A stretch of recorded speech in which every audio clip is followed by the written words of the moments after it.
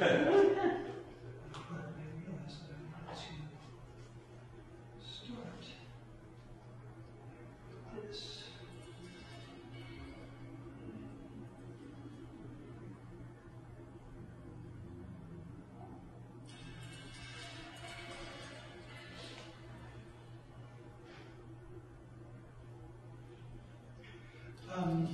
You know, it never really occurred to me that what I do actually is in the humanities. You know, it's like, wow, I guess it is. But really, it's kind of the first time I thought about it that way. I think that was kind of interesting.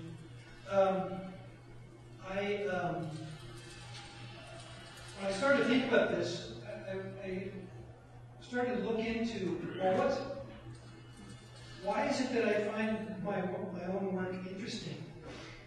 You know, because you know, I have to convince myself first before I bring it out to somebody else. And so I started thinking a lot about why does this work? Why does this come under the category of creative work, and also, you know, at least loosely with the heading of music? So that's kind of what my talk is here. What's playing in the background is this sort of virtual wind chime that I made. And what we're listening to is a sample of you have to imagine an RV that's been picked up by a tornado and then dropped into like this mountainous area. And then I grabbed this piece of metal that was going out the window of the RV, and I'm pretty sure it wasn't a tornado, it just was a piece of, it was just a junkyard. But anyway, this piece of metal, you know, I hit it against something and it made this weird little sound, which is what was doing. And then I put it, you know, I made this thing to play it back and change the pitch.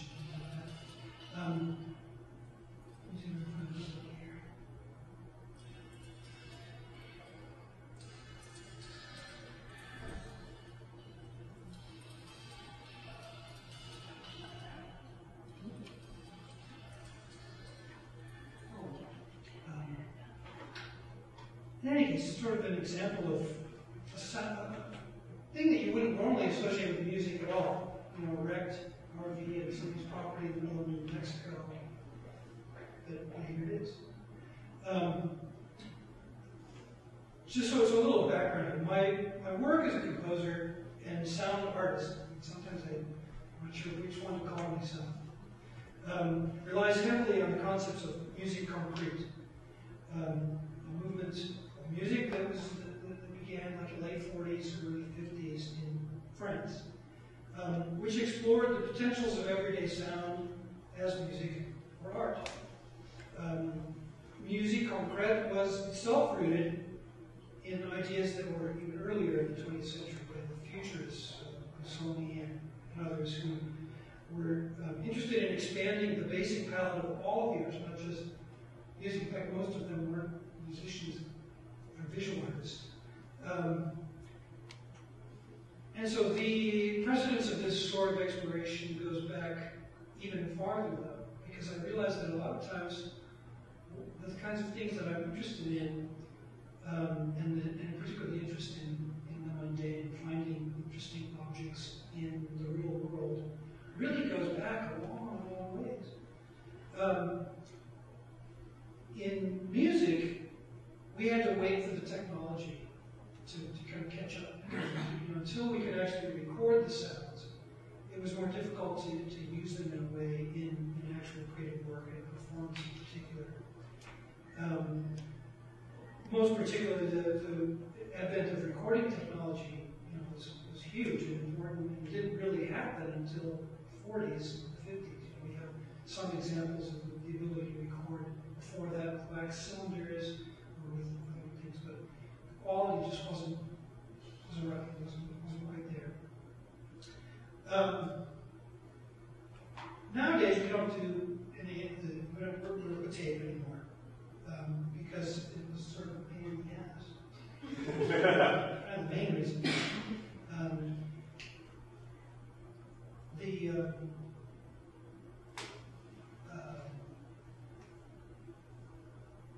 from the recording of sound to the editing and manipulation of these recorded sound objects, which is actually a term coined by Pierre Schaeffer.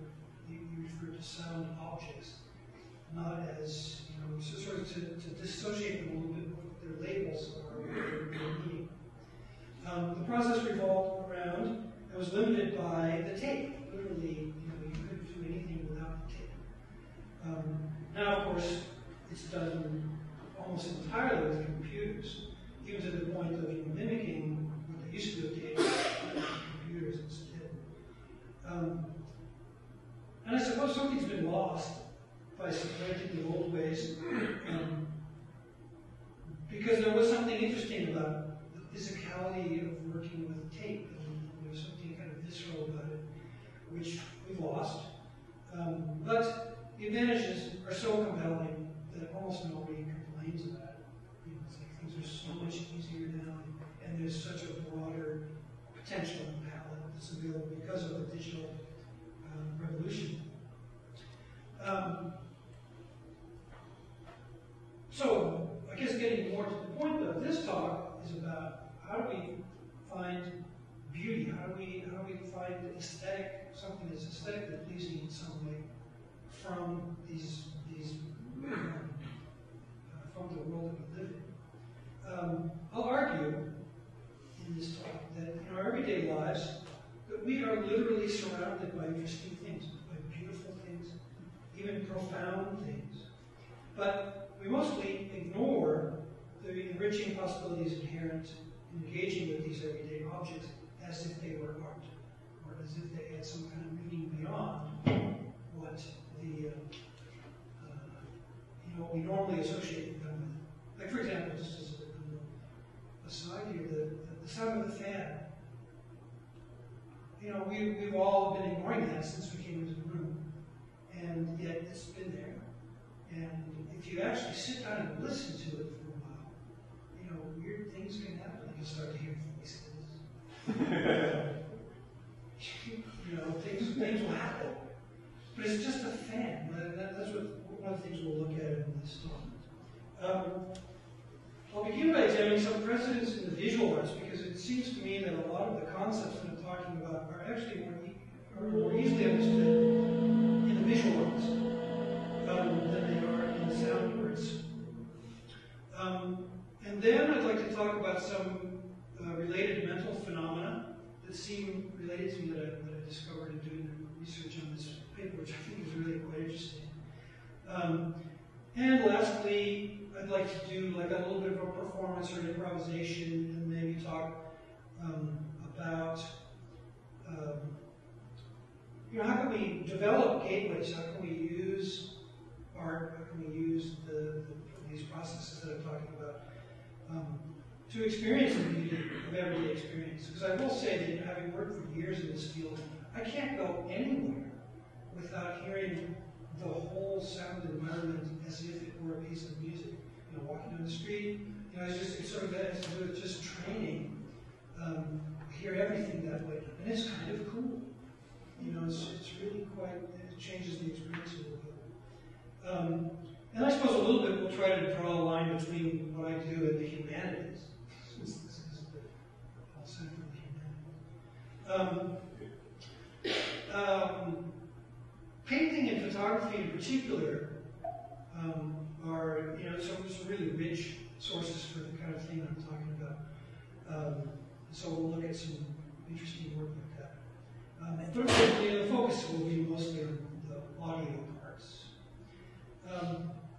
So first, I'd like to start with a little bit of a discussion on the topic of what is our usual relationship to beauty. Something just interesting to think about. We don't think about very often, I suppose. Beauty can be found anywhere, but in order to see it or hear it, we have to be receptive to it somehow. It seems that this receptive state of mind seems to have something to do with both an intention on our part, but also something that really is kind of more hardwired or more inherent to the actual perceptual process itself, which I think is tremendously interesting. Why would that be? We do seem to be wired to experience and to be moved by beauty. One obvious place that we can look for beauty is in our various attractions. So, attractions to the people, to food, to various emotions of desire, to food, to people. We see attractiveness, we seek out attractiveness in various ways. At that level, I think that beauty or the idea of attractiveness does actually have kind of a survival mechanism. It's something that you can see why that would evolve, selecting a mate and eating the right foods and stuff like that. But there's a lot more to it than that when you start looking at it. I also suppose that in most cases, our attraction to these things is primarily, or at least a large part of it, is visual. And I think that's mainly because that's sort of our dominant sense. But it doesn't have to be limited to that. Okay, then the other thing is that, this is where I think it becomes more interesting, is where there do seem to be other kinds of beauty that don't seem to have an analog in as a survival mechanism. There's something else entirely that aren't related to getting something or wanting something. As an example, there's a really beautiful flower. I can see why a bee would want to think that this is a beautiful thing, because they pollinate. But why would we care about that? And what's interesting about this too is I picked this example as kind of a mundane little flower. There's some amazing flowers out there, but this is just a plain ordinary one. But still, it's just beautiful to look at. Colors, shapes. I don't know. There's just some sort of balance about it. There's just all kinds of things about it which I think are really compelling to us. The copse of trees, the pattern of ripples on the surface of the water, all kinds of things can seem beautiful to us, but which don't seem to have any kind of importance to us as a kind of survival mechanism or as a way of acquiring what we want. Another example of this might be our experience of something that's truly awesome. Here's a picture of the Grand Canyon. You can't stand at the edge of the Grand Canyon and not just be, jaw-droppingly affected by it. I just have a hard time imagining that. So I don't know what it is. Something about that. It seems that for some reason, our experience of nature is often tied to this beauty that I'm talking about in some way. And that it doesn't seem, as I mentioned, survival-based. In fact, we often find things that are actually dangerous to be quite beautiful or awe-inspiring. Lightning storms. Just imagine that. Like you could be killed easily, but it's so cool. Or volcanoes. But check out these guys down here. What would that be like? You guys would imagine you're standing here, and that is what you're seeing. I mean, some people, I suppose, there would be certainly part of you that would want to get the hell out of there. But at the same time, you're just like, amazing. There's another one. You have to admit that, tigers would be horribly dangerous in the right circumstances. And yet, it's hard to imagine a more beautiful animal than that. And you don't have to be another tiger to appreciate it. Like I can see why the female or male tiger would, But I feel that way too. I have nothing invested in having a relationship with a tiger. I just we need to be pretty far away, as far as I'm concerned. All right, just as the notion of finding beauty in the mundane is certainly not new, it's been explored explored extensively in the arts in various ways. It's also true that not all art is about the human experience in which the human is the subject of the art. I would say probably most art has, a human character in it somewhere, either in literature or in painting or in various things. But I wouldn't say that that's necessary. So, for example, I'll show you some pictures here in a second. There's been a long tradition of landscape painting and still life painting, in which there aren't any people at all. It's just sort of an appreciation or celebration of some of these other things that I'm talking about. Here's a piece. I'm going to go in reverse chronological order here. So here's an image by Paul Stempin called Cops. This was made in 1999. So this is fairly recent. There's just some trees, that's all. But beautiful. Something about it's quite interesting. You get a real, there's more to it than just being some trees. We have sort of a feeling to it. There's another one. This is Frederick Church. I think the real thing is probably a little bit better focused than this. But still, you get the idea. Even if it's a little bit out of focus, it's still pretty cool. Here's one that goes back in probably 1699. Fish and hawks. I'll zoom in on the fish a little bit. There aren't any people there. There's no drama. There's nothing compelling about the human experience here in the painting. We relate to it in a fundamentally different level. Here's one from the 12th century. This has been going on for quite a while, I guess.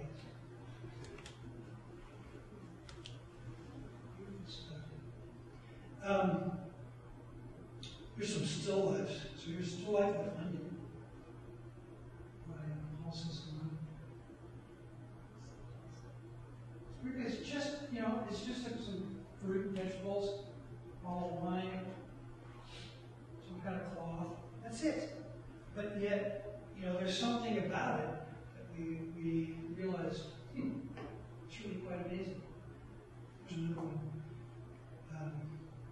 I wish that I wish these images actually captured the way these paintings really look. Have you ever had that? Seen some of the great Dutch still lifes or something?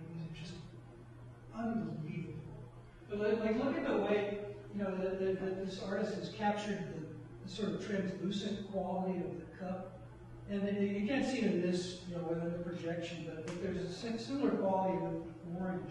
It looks like the light's going into it and reflecting out the way real orange would. And then how they captured the porcelain, but it's just a couple of cups, and they are kind of interesting cups, I guess. But I'm not sure that would matter. I think if they had a couple of those beer pong cups, if they were painted with this amount of skill, they would probably be, wow, beer pong cups. Here's another one. In this case, the blackberry pie is actually edible. It really looks like it. All liquid.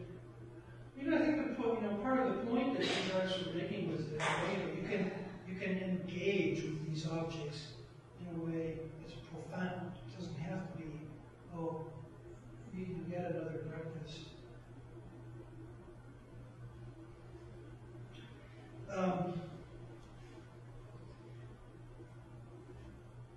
So actually, I'm not sure if this is going to work or not. Let's see. Let me do that. Keep your fingers crossed.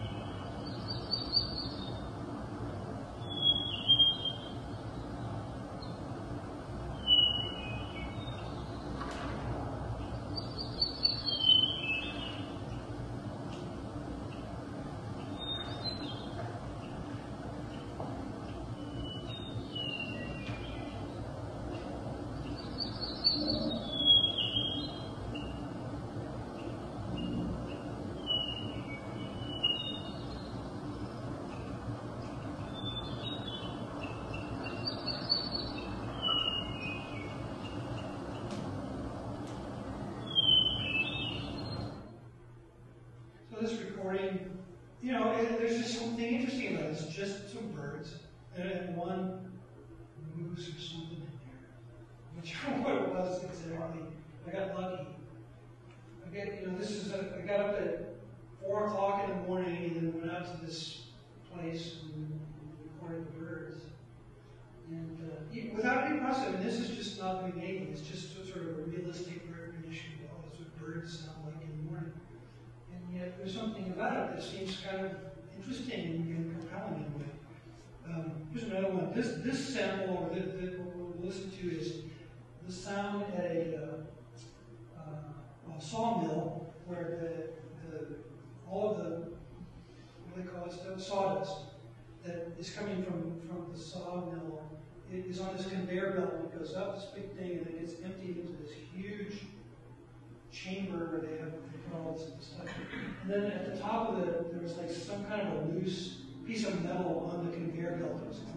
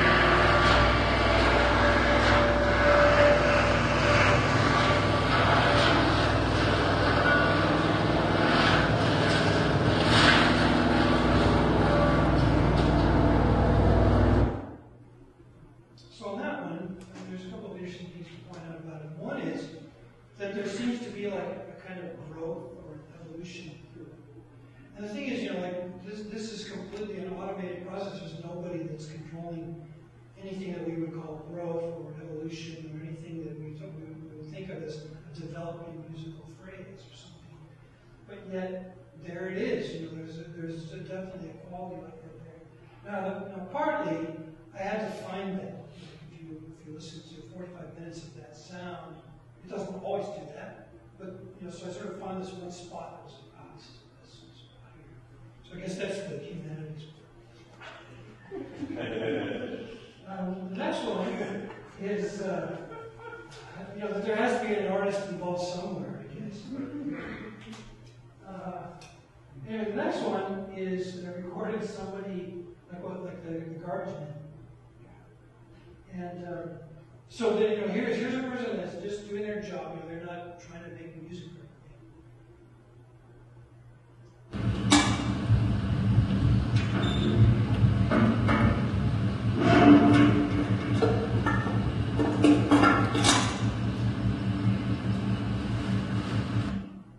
So, you know, there it is, like that little musical gesture.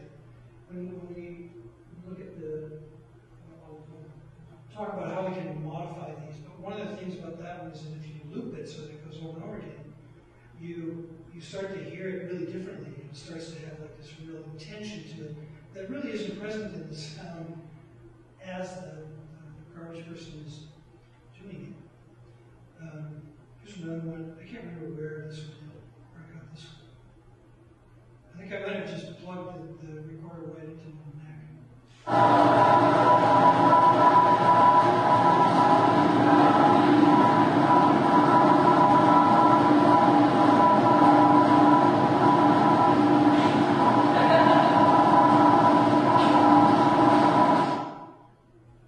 That's what it sounds like in my head all the time. So, but anyway, that's what I like that. Like, I don't even remember what that is. I think it's somewhere over at the Art and Design Building. Because I heard someone laughing in the background there for a second. But it's just one of their fans or one of the little machines that they use to turn pottery or something. I can't remember. But it's kind of a cool, rich little sound. All right.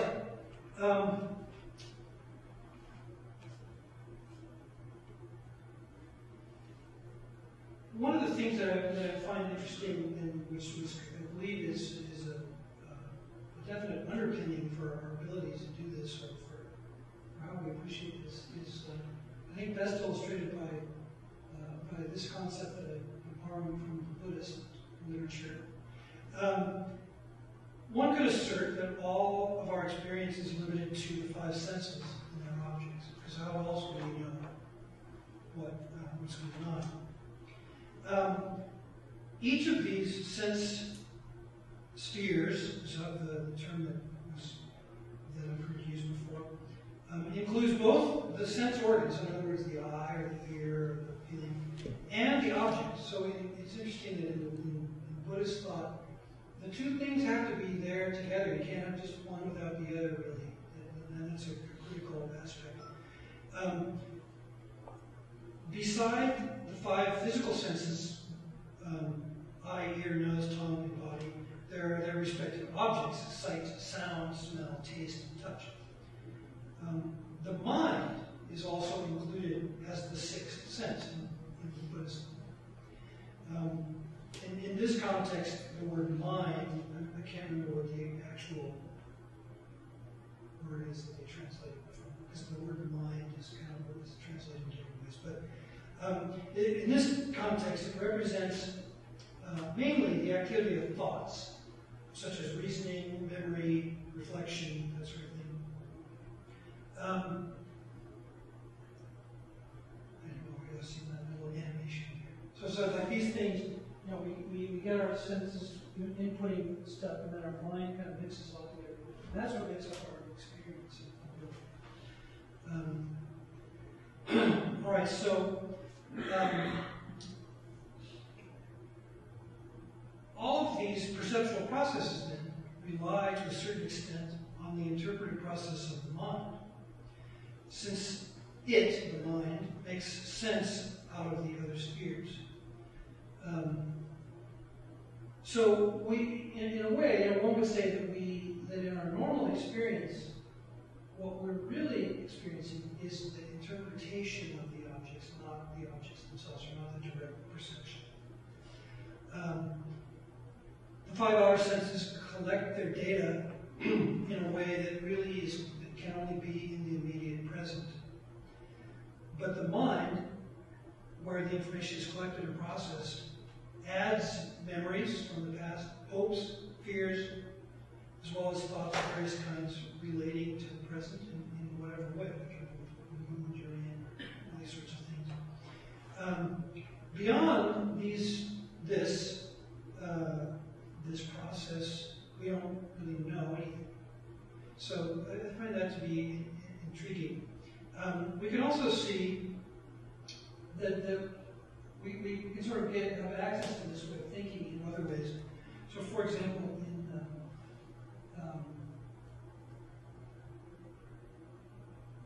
there's a concept called apophenia.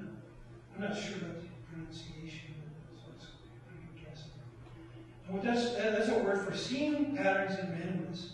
So here is a random, this is like a picture of linoleum from somebody's floor in 1958. And if you look at it for a while, you'll start to see things. You can sort of feel your mind kind of reaching, like trying to make sense out of it. You may see faces, or you may see, you'll pick out, suddenly you'll pick out all of the kind of like 10 colored objects at once. It'll seem like, well, that's what this is about. Or you'll see, I don't know. What do you see? Anybody see anything right now? It looks like a lion and there you go, a lion. I thought it was a cow's head. Oh. There you go, cow's head. But that's it. It's like you can sort of see that really it's just a piece of linoleum. But we do, we kind of want to find stuff in there. And that's why they coined the word related. This is interpreting a vague or random stimulus as being somehow significant. So again, when you look at just a random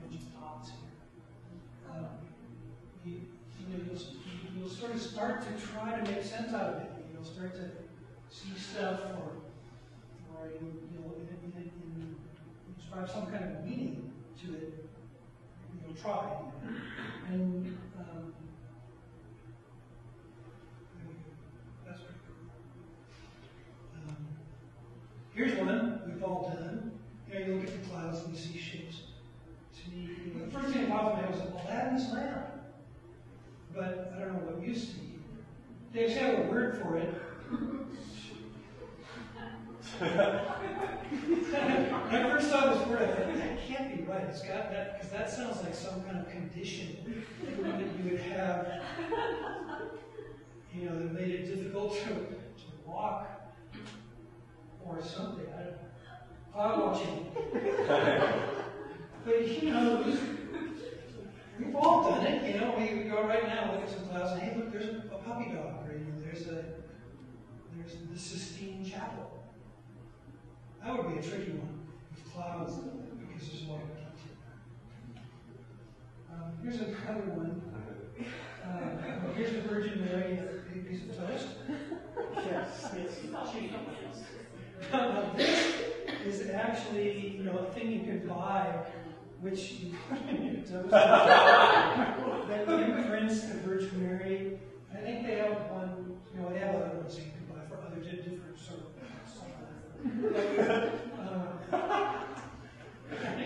Where do you buy it? But I did read though that there was an actual piece of toast that had Virgin Mary in it that recently sold for $65,000. So somebody's taking this seriously. They're seeing the manifestation of the safety. On this gate, like they have a turbulent, and then you see an oil spot in the road, and that's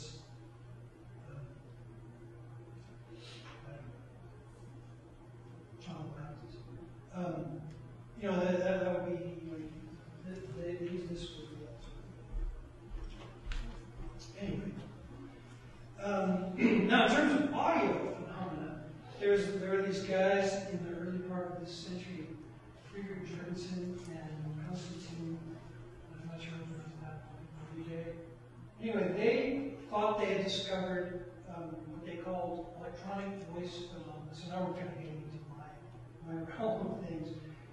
And what they basically thought was that they would listen to these kind of random sounds, noisy random sounds, and they thought that they were hearing voices, and they thought that those voices were actually communications with spirits to try to communicate stuff. They had there's several websites dedicated to this, and most of the time it's sort of funny. I will say that I hear voices in random sounds, but I attribute it more to the apophenia and the other sort of perceptual process. I don't actually hear them telling me to do stuff, usually. It's more like you just hear these things and it goes, wow, it's interesting. So this is random sound. See what you hear.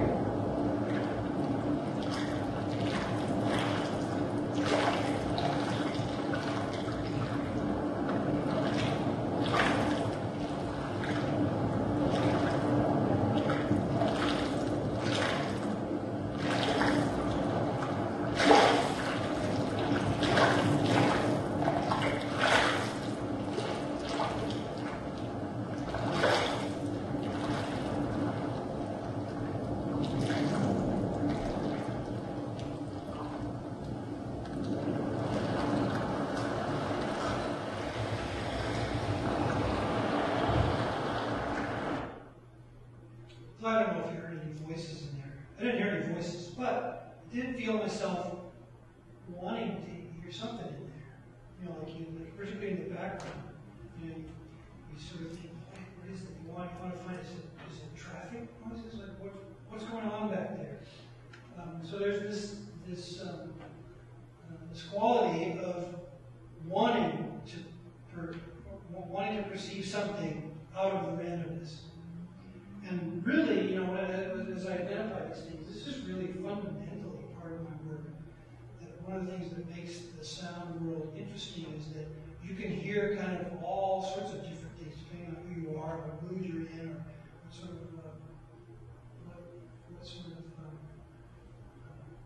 what's on your mind at the time. You know, these are all come to play.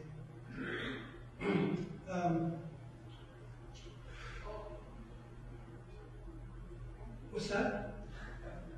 It seems violent. It is. It's like it shows so much energy. There's a lot of energy there. But it's just key.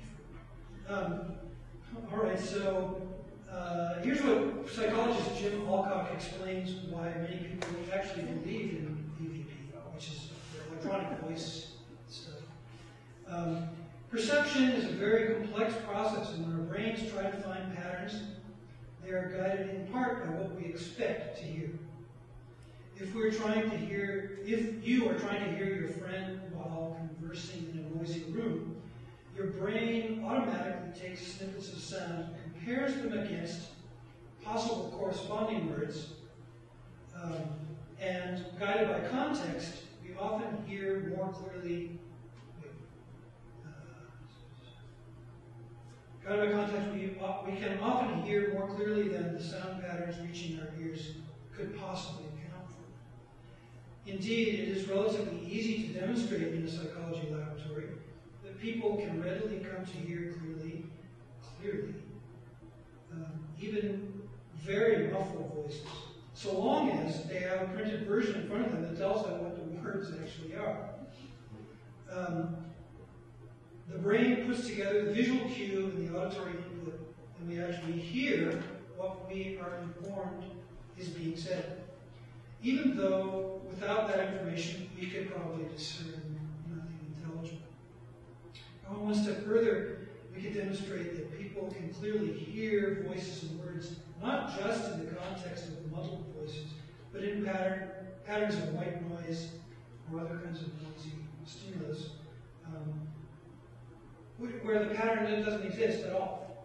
There's really, it's just random, but we find it. We find it in there somehow. Which seems pretty cool.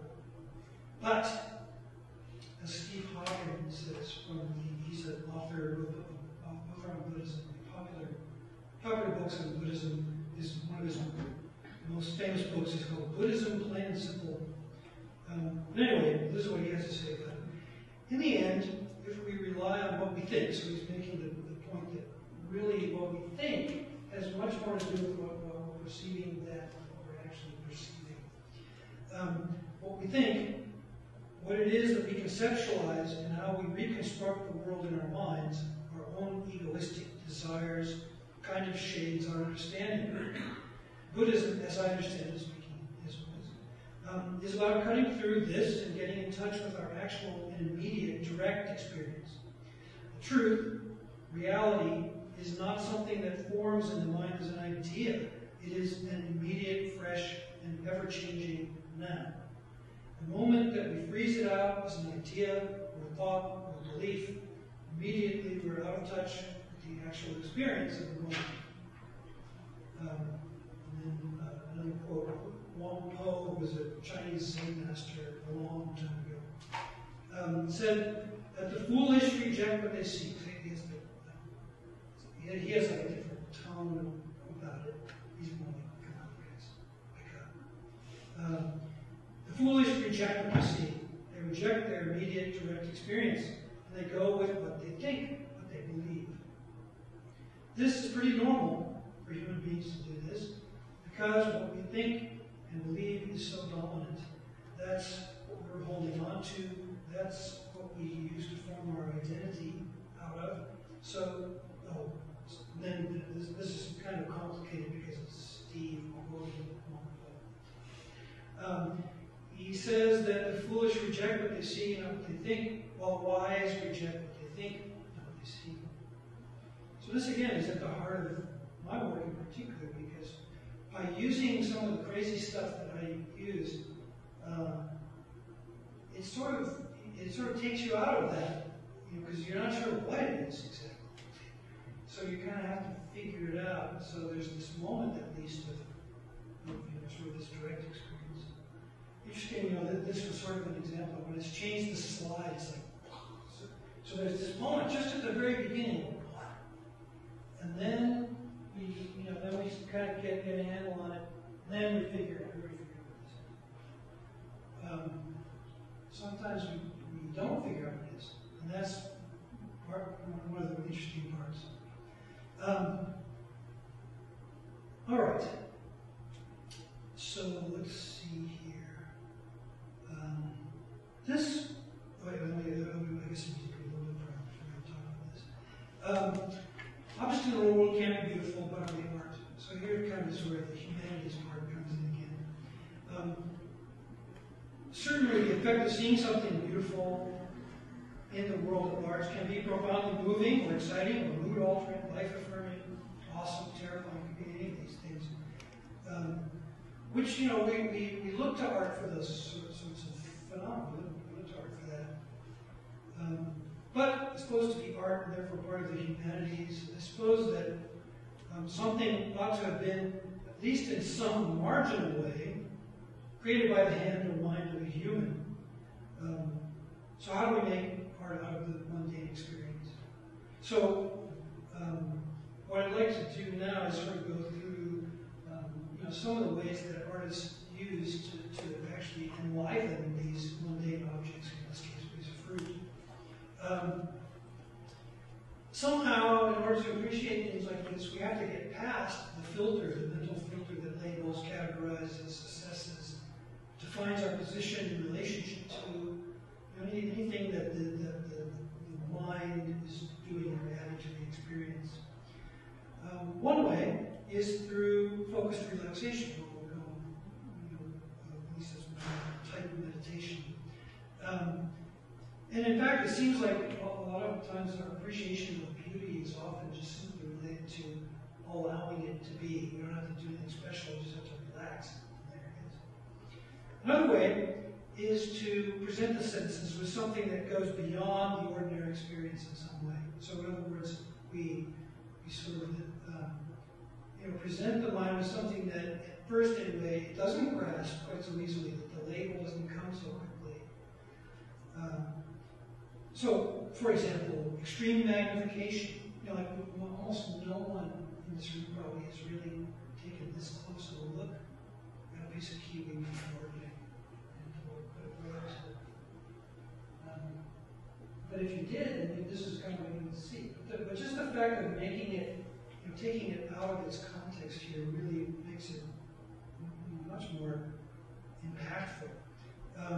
Photos in infrared, or ultraviolet, or X-ray spectra, like those things, they go beyond our usual way of perceiving, and so they have their own kind of beauty, or they at least have the potential. All right, so this is a picture by Sam Jones, who was a photographer, I guess. And here's another one. In this case, I've done the propping. So what is this? Yeah. Which, itself, I'm not sure beautiful is exactly the right word I would use for this. It's pretty impressive. In that case, like the first image was, you had to stop for a second to figure out, well, what is it?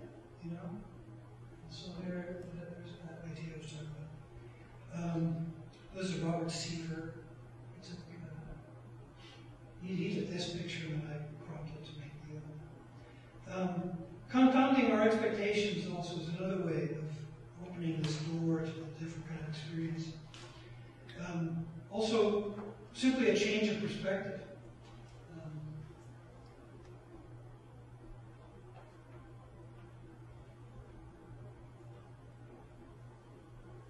What's that?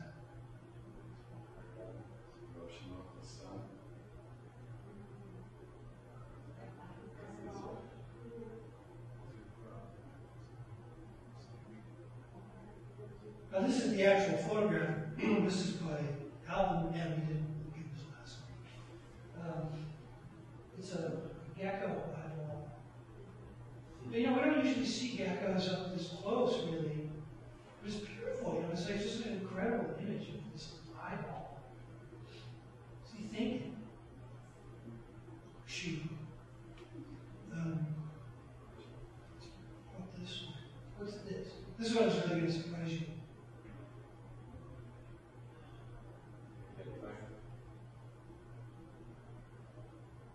This is, I just extend a little bit more of the picture. Doesn't help much. That's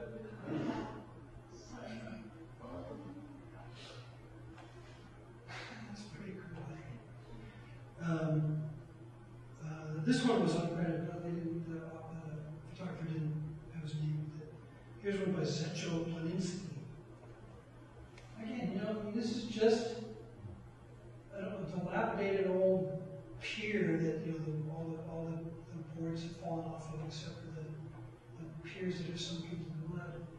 And the artist caught just the right time of day for the color and the reflection in the water. It's just it's just, that's what it is, but it's just such a beautiful picture.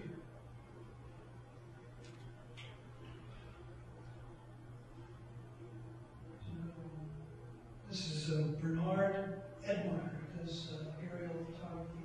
So here again, like, we normally can't see the Earth like this.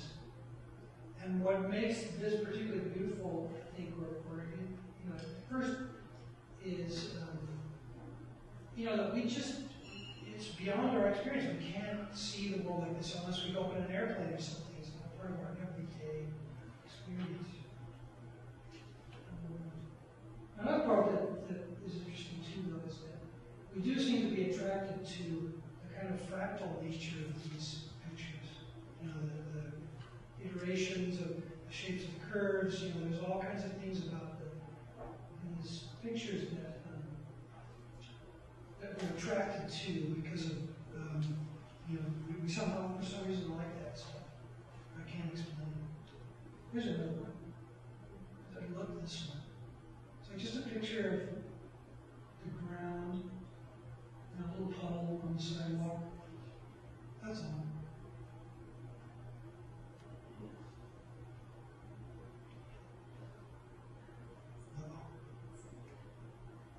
All right, so let's bring this over to sound. So what I'd like to do is examine some of these possibilities. So I would say that you know, in the bulk of my work with sound, I use one or more of these concepts all the time. Okay, and so the first one is just using sounds as they occur, just absolutely without affecting them at all.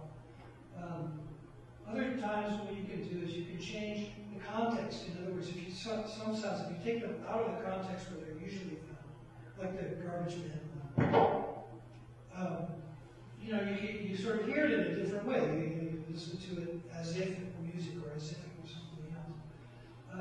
This one is a big category because this is kind of what involves every imaginable way of changing the sound using digital technology. And the repetition and proliferation are other things. Repetition, I'll show you in a second. This one's a little bit hard to demonstrate, but basically it's based on the idea that if you have one bird, that feels a certain way. But if you have 1 million birds, and they're all flying around, you have a totally different experience of birds than you have so many of them. And so there are interesting things you can do with sound that kind of simulate that. Alright, so let's go to...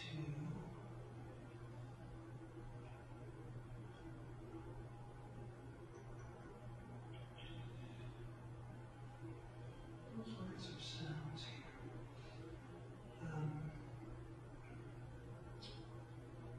Alright, here's one.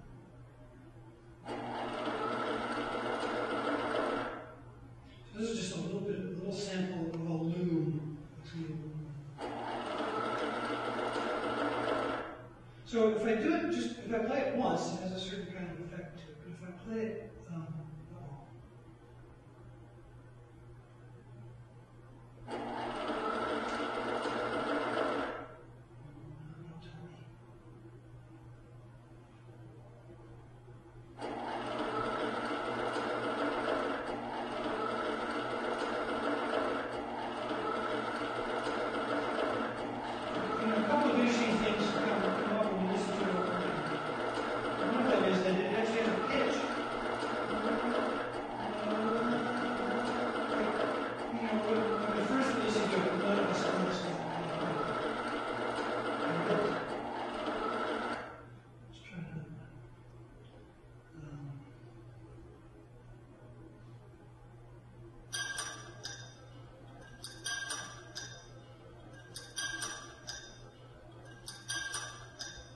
So this is like it's like a beginning of Honky Tonk by the Stones.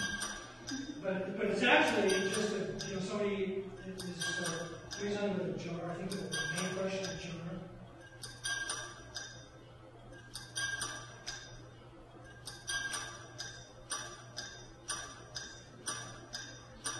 And again, once we start repeating it over and over again, it takes on a completely different meaning. Let's change the pitch.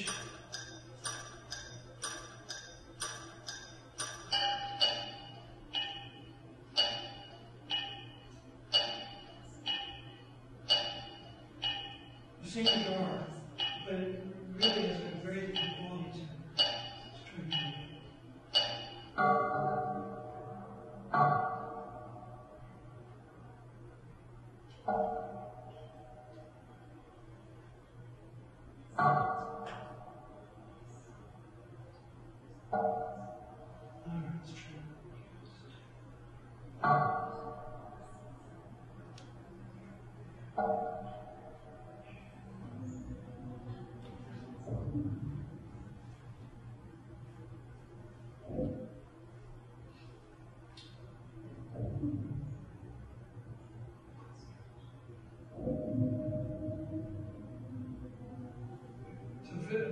This is the altered version first.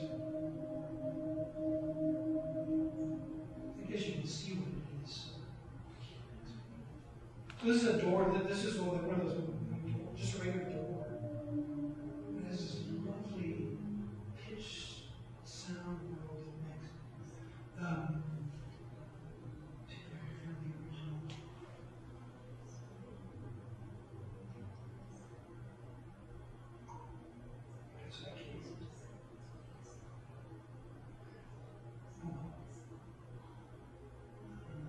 Here's another.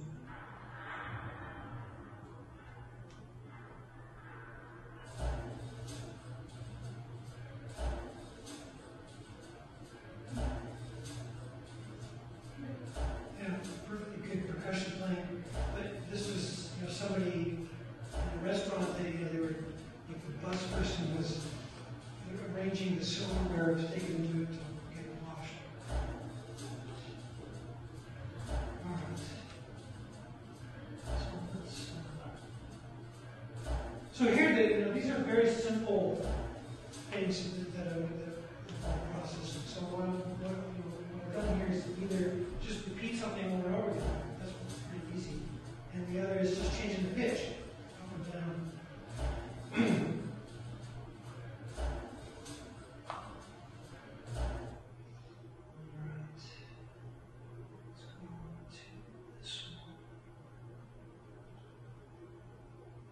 This one,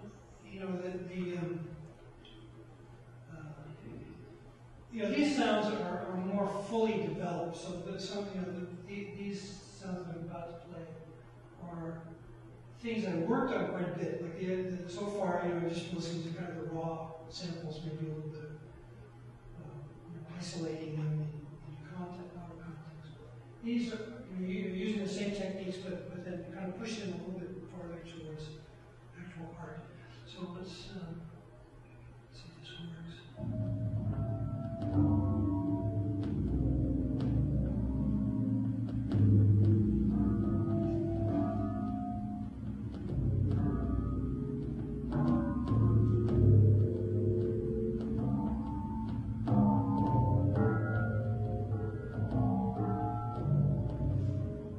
Now this is just one sample.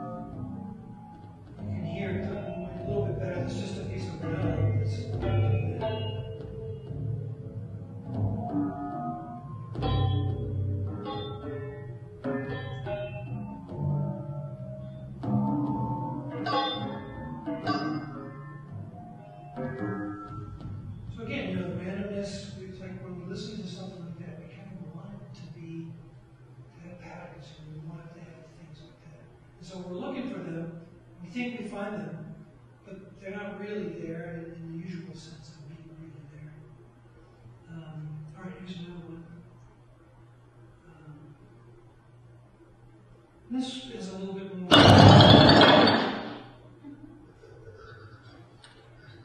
This one has a little more intentionality to it, so I can actually control when the things happen. So,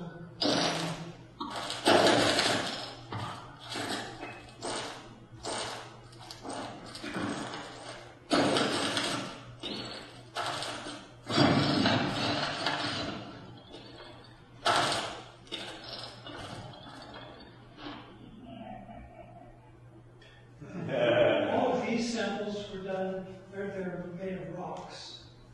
Sometimes I, scrape them, and sometimes they're just, it's just rocks. These are the kind I really love.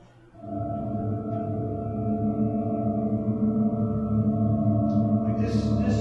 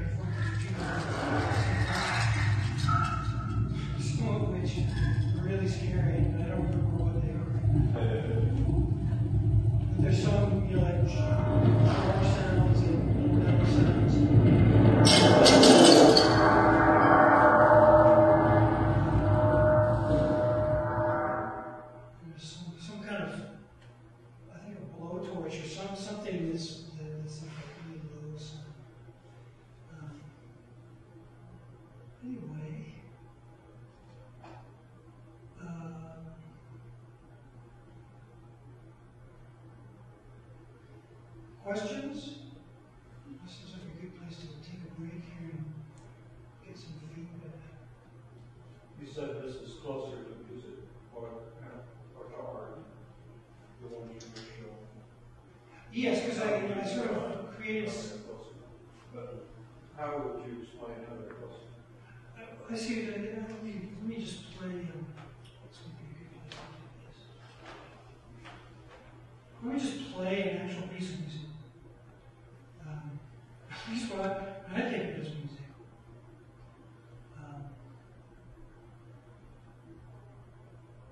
Because what I was doing was just sort of giving some examples. I think music, in order for it to really be music, there has to be some kind of formal structure. There has to be some kind of repetition. There has to be some sort of use of phrase, if you will, like all these things that we associate with music. So even if you're not using oboes and bassoons, you still have to have that stuff, or else it doesn't really sound like music, I guess. Let me just play this.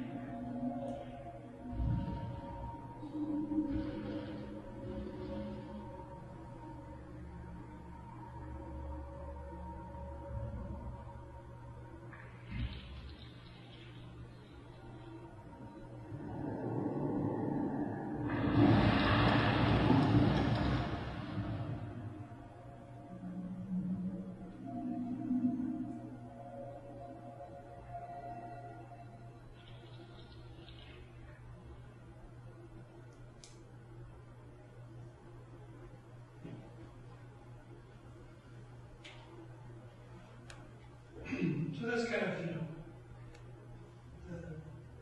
there's a form to it, there's a point where there's an intro, and I'm not sure there's a theme, A theme, B theme exactly. But something sort of like that. Like there's the recurring gestures that happen, and you remember them, and then that you sort of have this feeling of connectedness. How could you compare starting with the natural sounds versus starting with electronic sounds? And as in the final result, does it make a difference where the sound originated? That's a very good question. For some reason, I'm attracted to the tradition of musique concrète because there's something about real world sounds that's just a little bit messy. There's a level of complexity to them. And they have these evocative qualities of kind of reaching in, and you can kind of interpret them in the way, whatever way you as the listener are bringing to the experience. And I suppose that you could achieve the same result with pure electronic sounds too. I just don't tend to do that so much. Like this one here, even the chords and the pitches and the melodies were created from the same the sample of the water sample. It's actually this. It's from this place in Yellowstone, which is called the Black Dragon's Cauldron. That's what we call it now. But originally, the native population that lived there before believed that this place was the where the world was created, because it's this really bizarre, really cool place. So the piece is actually titled "The Spring at the Beginning of the World." But all the sounds originate from that, so that's part of the interesting. It makes a lot of difference in the process. Yeah, I think so. After you start. Yeah. I find it to be more, it's more evocative in my creative process too. And the sounds themselves are richer, but that brings it out, so I guess more defined, I guess, or something.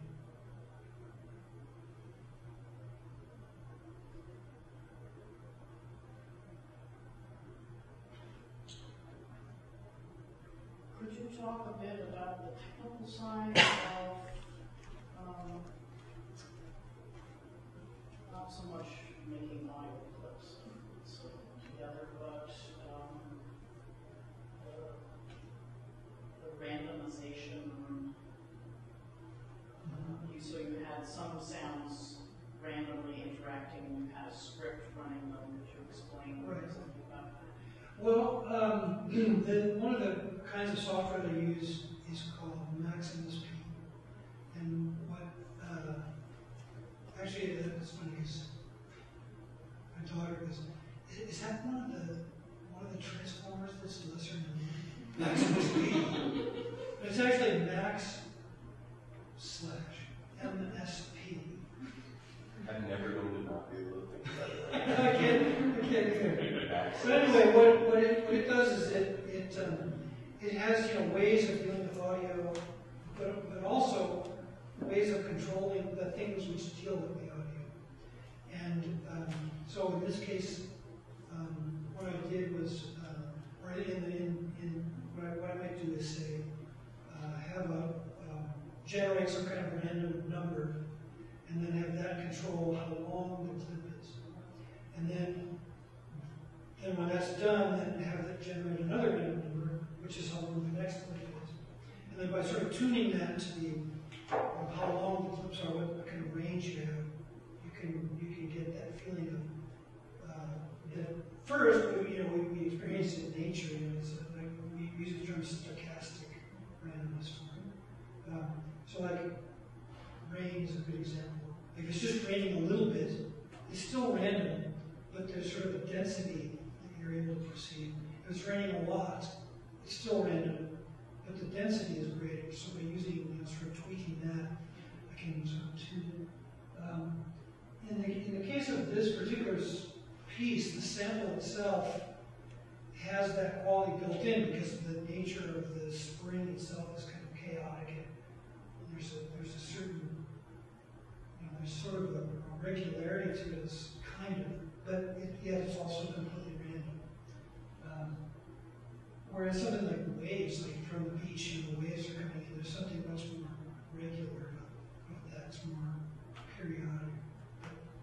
So basically, I just use the math that's available to me in the software to control, the duration, the pitch level, the volume, how loud it is. Do you mess around with the attack decay? Yes. And oftentimes just simply doing something like reversing the samples to make it go backwards. It retains all of its spectral characteristics, so we still kind of recognize something about it. But yet the fact that it's going backwards gives it a really different quality.